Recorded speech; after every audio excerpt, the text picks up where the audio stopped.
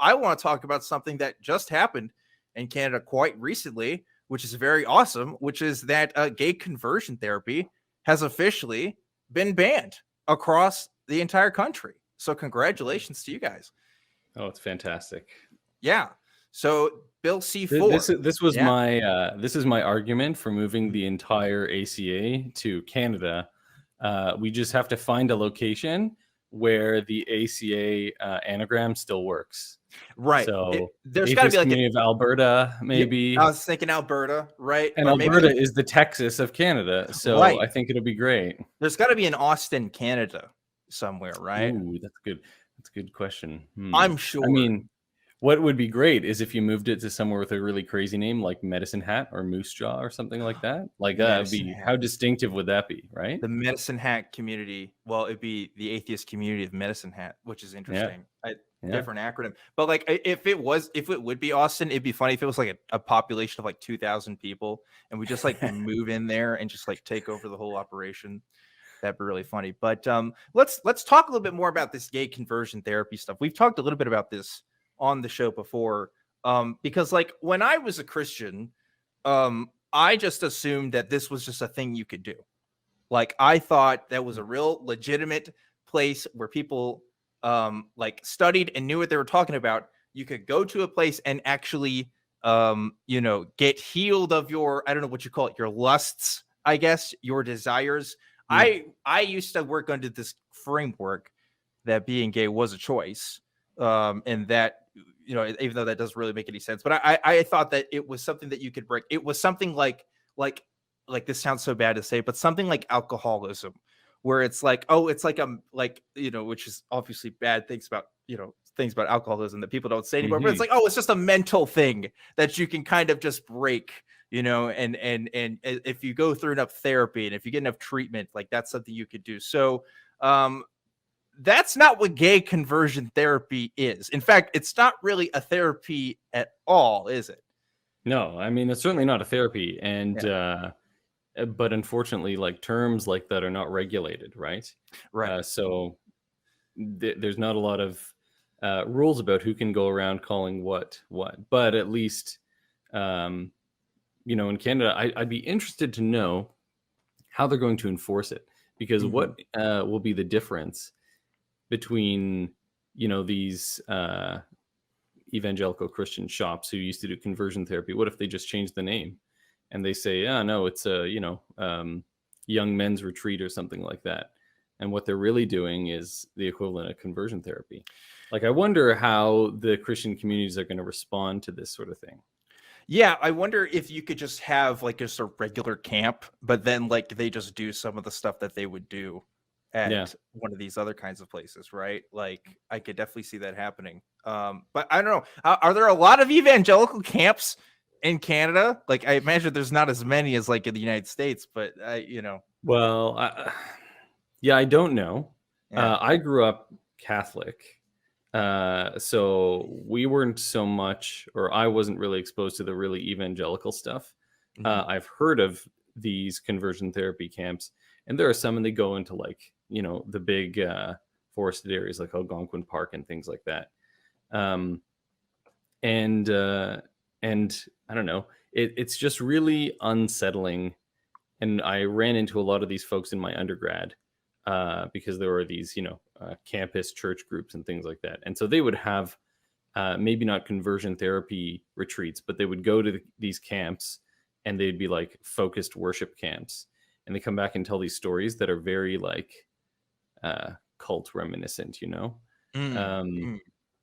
Like people, what do they mean by that?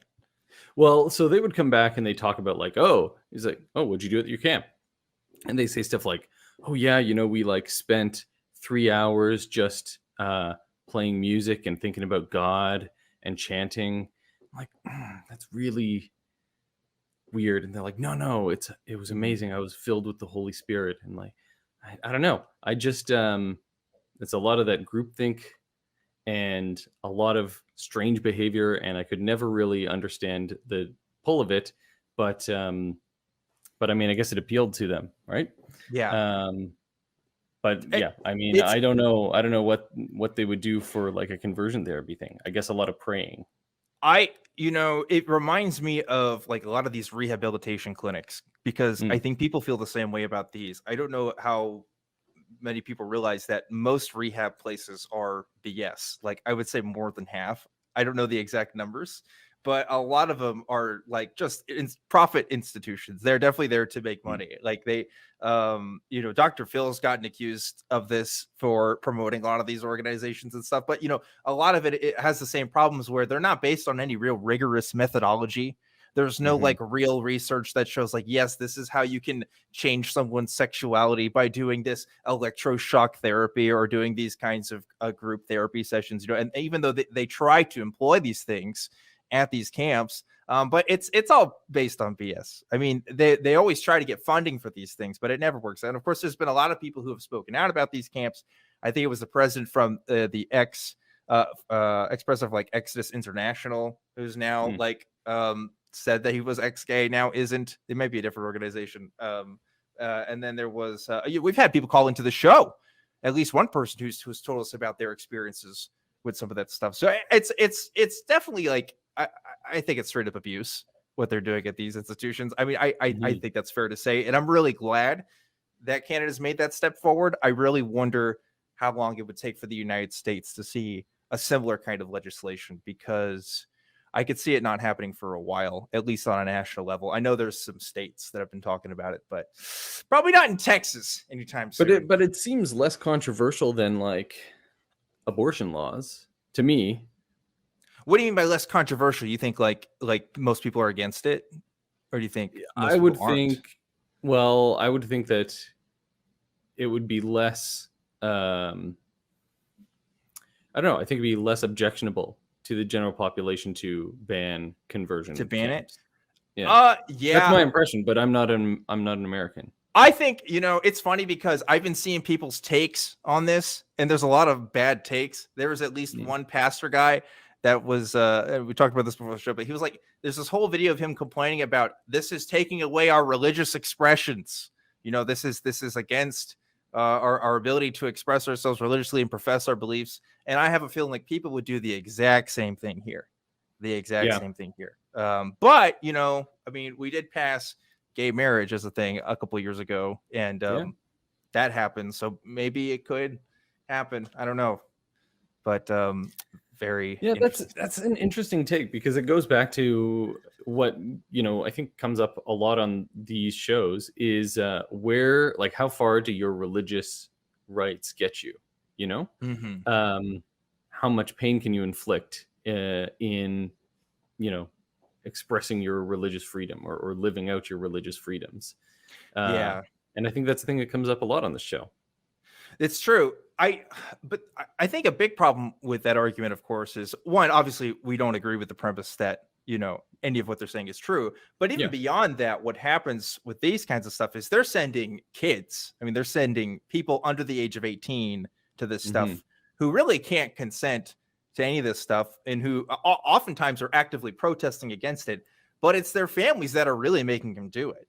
Yeah. And that's one of the saddest parts of all, because you're not getting that support from your loved ones around you for just being who you are, but also you're going through what's probably a very traumatizing event that isn't going to help you in any real way. I mean, like really, there's for every like one or two people that say, "Oh yes, I've gone to these things and it's been helpful," there's like 10 people that'll say, "No, this is an awful experience and it shouldn't be a thing." So yeah, it does.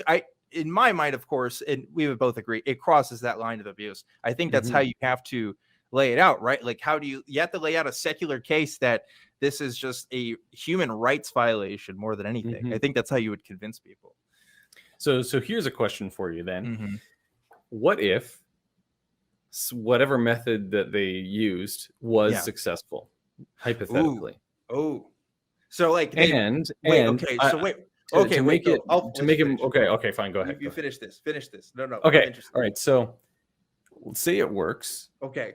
And say they stop doing this to children because they can't consent. Instead, they're taking, Christian young men or whatever, 20 somethings who have obviously internalized this like shame about their sexuality. Yeah. And they want to go through the conversion process.